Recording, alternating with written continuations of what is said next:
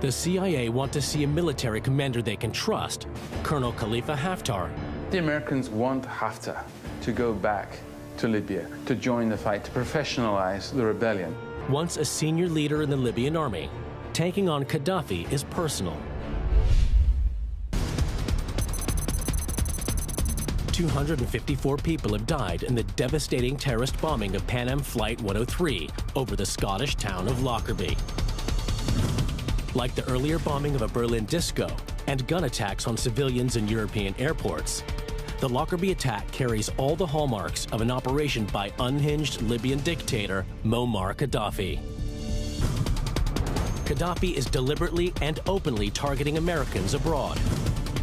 In the wake of a failed U.S. military operation to eliminate him, the CIA now turns to a new strategy.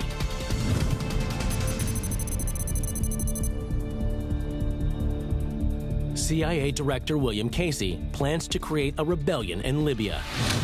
Already there had been efforts about putting together a paramilitary force of Libyans to try and have a little regime change in Libya. For 7 years, Casey has been secretly supporting Libyan opposition groups in neighboring countries, providing weapons and training. In Washington, they are pinning their hopes on a revolution to overthrow the man they call the Mad Dog, led by Khalifa Haftar and his CIA-trained force of rebels. Then events in Africa ruin the CIA's plans.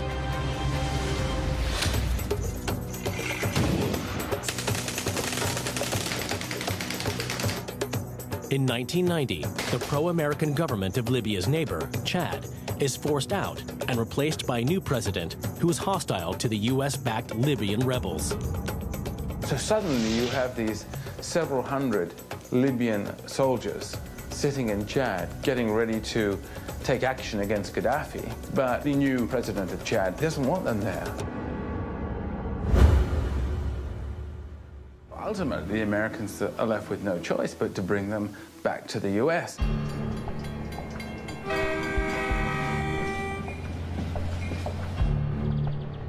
The man the CIA want to lead a Libyan rebellion settles in suburban Virginia, only a short drive from CIA HQ in Langley.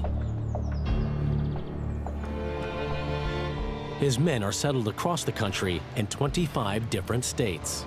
Haftar himself, after this long odyssey across Africa, settles in Falls Church, Virginia. He lived in a very nice house, he had a lot of kids, but he still always harbored this idea of returning to Libya.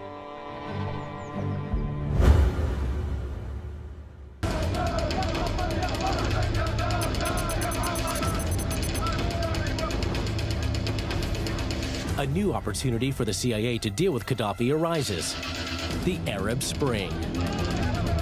Inspired by revolts in Tunisia and Egypt, popular protests break out across Libya.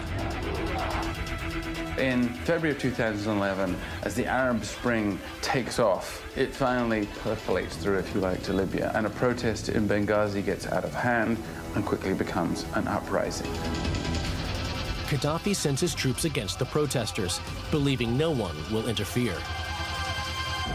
Gaddafi probably in 2011 it concluded that he was going to be okay, that the Americans would not move against him.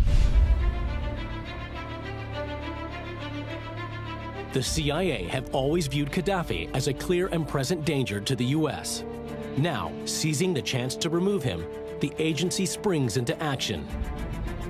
It is time for Khalifa Haftar, the former commander of the anti-Gaddafi rebels, who has spent 20 years languishing in suburban America, to return to Libya.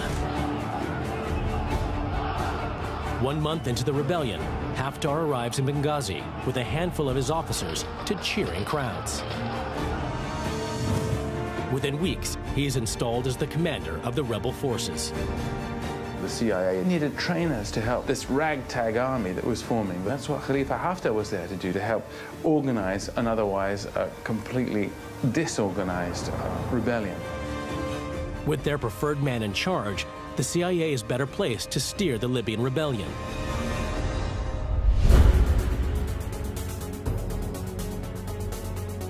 Thanks to this CIA support, Within a few short months, the rebel forces take control of key Libyan cities. After 6 months of heavy fighting, the Libyan capital falls to the rebels, and Gaddafi goes into hiding.